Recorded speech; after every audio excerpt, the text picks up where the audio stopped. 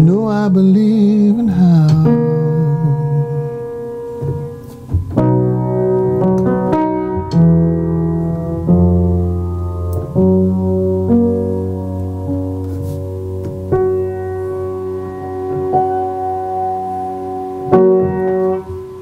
Ah, hello.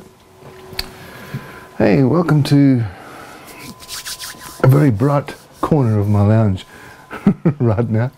And of course, Guitarist TV.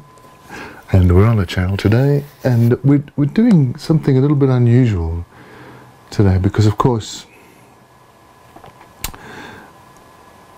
I don't normally play the piano, but I do love to tinkle about a bit, as I'm sure many people do. But there's a lot of things that we don't do in our normal course of our daily walk in life, I suppose. And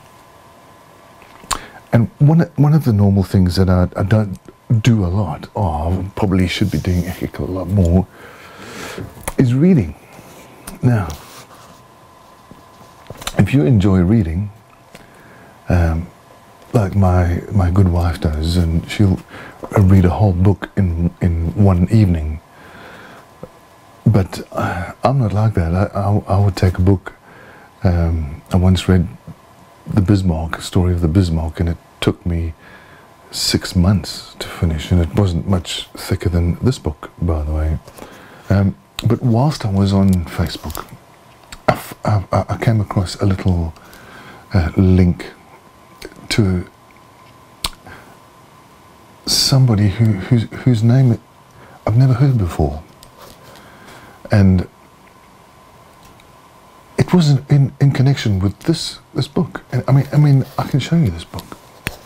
It's just a normal book with a guitar on it, but what attracted me to this book is first of all the piece of barbed wire, and then don't shoot, I'm the guitar man. Now this has relevance because once I was doing a gig, and I was playing at a venue on the Bluff. I can't remember where the venue was or what the name of the venue was. It was at the Bluff shopping centre, and I was playing a song by Joe Satriani.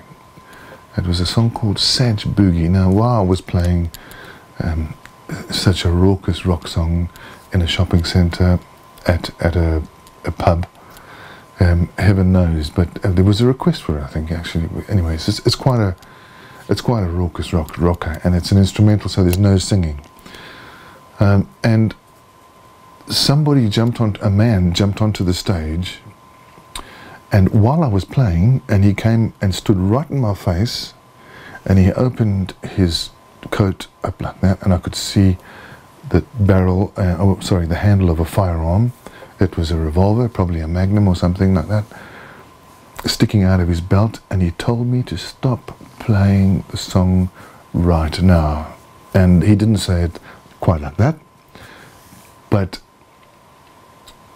I thought, if I don't stop playing the song right now, I have a feeling that this chap could get it a little bit otherwise. And he has a gun, so I proceeded to hit the stop button on the sequencer, and we called it a day, packed up our gear and went home. So, Don't Shoot Me, I'm the Guitar Man became was quite relevant to my life, as that to me was a threatening experience. This is a book which captivated me and had my full attention for a week, and it took me about a week to read the book. Now it would take somebody else who's a better reader than I an evening, possibly, but it took me a week because I became part of the story. I became part of the author's spirit when I was reading this book. It'll take you on a journey. This book will take you on a journey with Buzzy, as he enters the world of damaged souls, Buzzy Martin has taken his guitar into one of the most dangerous prisons in the world, San Quentin in the United States, in amongst some of the most dangerous hardened criminals on the planet. And he's taken his guitar and he has gone there for one reason, and that is to teach the inmates, or those inmates that want to learn, how to play guitar. Or, if they already know how to play guitar, to teach them new songs. Buzzy has a very interesting saying that he uses a lot, and that is, educate, don't incarcerate. For many young people in our world, going to jail and living with criminals gives them street cred.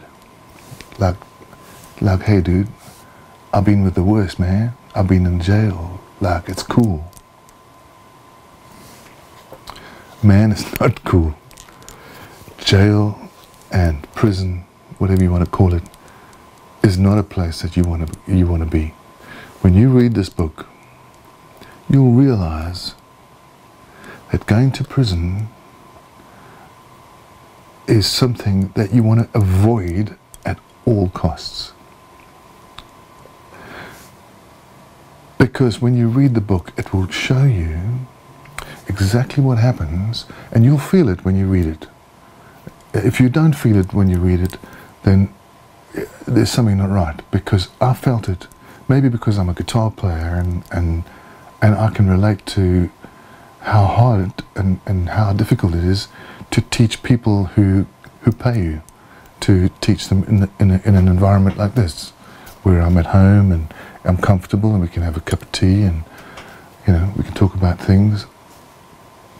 But when you're in an environment where your life is actually in danger, that's a different kettle of fish. Buzzy will explain to you that there are rules within a prison.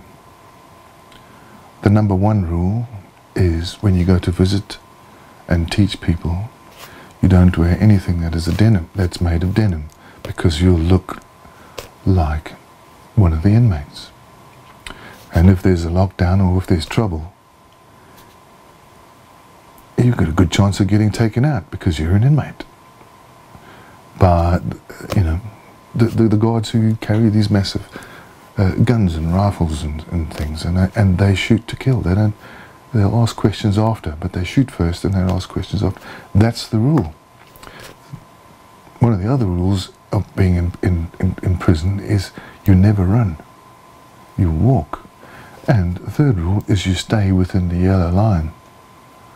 Now, that's your safety rail, mate. That is the line that divides you from the killers and rapists and murderers that are doing time in the jail. Buzzy has to go through a certain procedure before he walks out onto the courtyard, where he will walk from one part of San Quentin to another in amongst inmates, with a thin yellow line dividing the two. Now that takes courage, because he would do that with a guitar and two guards and 700 very dangerous men simply meters away from where he is. And as he would walk, Buzzy will tell you that there would be some quirky comments thrown his way. And I'm not going to tell you what those comments were, because, hey man, we're on television. I can't do that. But it's rough stuff. You very quickly realize how difficult it must have been for Buzzy to be able to do this, and how difficult it is to focus on what you're there for, because he talks about midsummer in California, where it's really hot, you're perspiring. In the room, the windows are all closed and barred, of course, and the only thing that you can smell is the smell of men's sweat. You know, in the old days when I worked out in the YMCA in Durban, in a tiny little gym where men trained and pumped iron, and, you know, those were the days where I could smell men sweating. But that was the smell of the gym. Of course, these days in my gym, it's air conditioned and everything smells pretty. When Buzzy takes his guitar into San Quentin, the only thing he smells is the stench of man sweat. And to be in that kind of environment must be extremely difficult, and to be able to impart your knowledge amongst men who are, you know, in some cases have no hope of ever getting any freedom. They're there for life. Rightly or wrongly, this book is remarkable. It's a true story about a musician, a guitarist, who's set out to change people's lives, note by note. Buzzy also speaks of guys coming into a room with guitars, no strings. So he would restring the guitars, he would sit the guys down, and he would say, "Today we're going to learn Jailhouse Rock." Cool. Now these are big guys, they're strong, you have to be tough. You can't be seen to be weak. You have to put up this front, otherwise you're going to get taken out, dude. You know, jail's not a place for sissies. And when you come together in an environment where you're going to play music, when you start playing music amongst men, that front is slowly begins to fade, because as you start to enjoy the music and the rhythm, that's going to fade away, isn't it, really? And for one of the greatest joys that Buzzy could have got out of writing and out of doing this, out of teaching these men, is to see the dropping of that front, and to see these men come to life, and real life come to the fore in a joyful spirit in amongst these poor lost souls. And I really take my hat off to Buzzy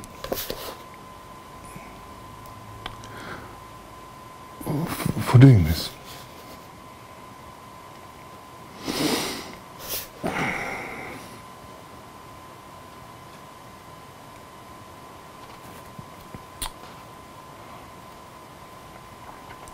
Sorry, I do get a little bit emotional about it, because I think it's very sad. Right, I think I've got myself back together again. Let's try this. I would really like to just say thank you to Buzzy for sending me this book to review. I highly recommend it to anybody, even if you don't play guitar. It's a really good book. It's really well written, and it's an experience that you need to understand. There is a way out for these guys, and I believe that Buzzy has found a key. But there needs to be more. There need to be more musicians doing this kind of thing, going into jails and lifting the souls of these poor people that have made mistakes in life that have cost them dearly.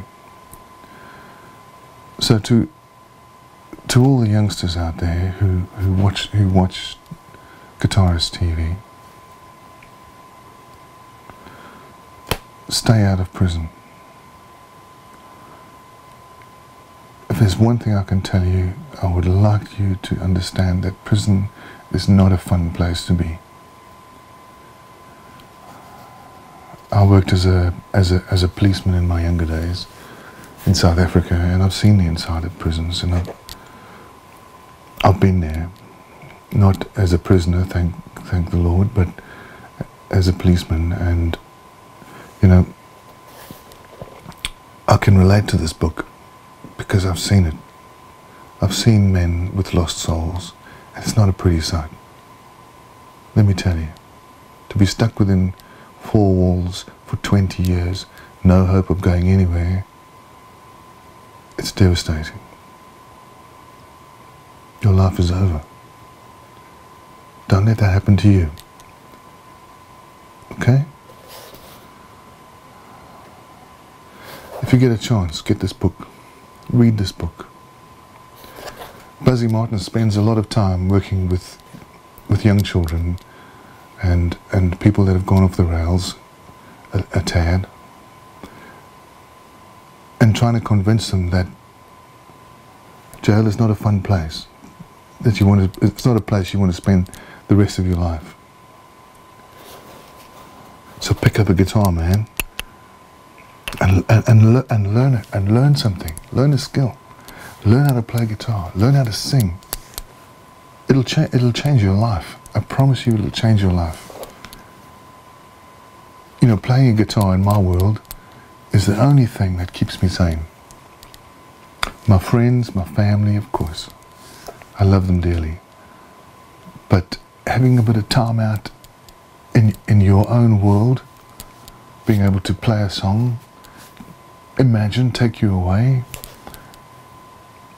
You know, being able to play a guitar, you can do that anywhere, any place, anytime. It's like taking a football out into the garden and kicking it around. You can't do that in your time, well, kind of like. But playing a guitar, learning a musical instrument will really help you. And you don't want to be incarcerated and have a guy like Buzzy coming into your world to teach you how to play a guitar. You don't want to be incarcerated. So the message goes out to everybody, really. Let's educate these guys. Let's educate our children. Let's educate our teenagers. Let's show them how to play a musical instrument. Let's show them how to sing. Let's show them how to whistle. Let's show them how to play an instrument. Educate, not incarcerate. Putting people in jail is not a resolution to anything. Just lately in England, there have been riots, kids, most of them in their early 20s, looting shops, you know, pinching stuff. I can't tell you why they do these things. I have no idea. Well, I have an opinion, but I'm sure you don't want to hear it. But that's not what this is all about. But my thought is, what happened to all those kids? And on the news, they brag about how many of these people were arrested by the police and thrown into jail. To me, that's not something you should be bragging about. Justice has been done, but justice is not throwing people into jail, especially young kids. Educate, not incarcerate. If you get a chance, get this book by Buzzy Martin. It's called Don't Shoot, I'm the Guitar Man. I'm Michael de Jager. for Guitarist TV. And I'll see you again next time. Cheers. Don't wanna leave now. No, I believe in how.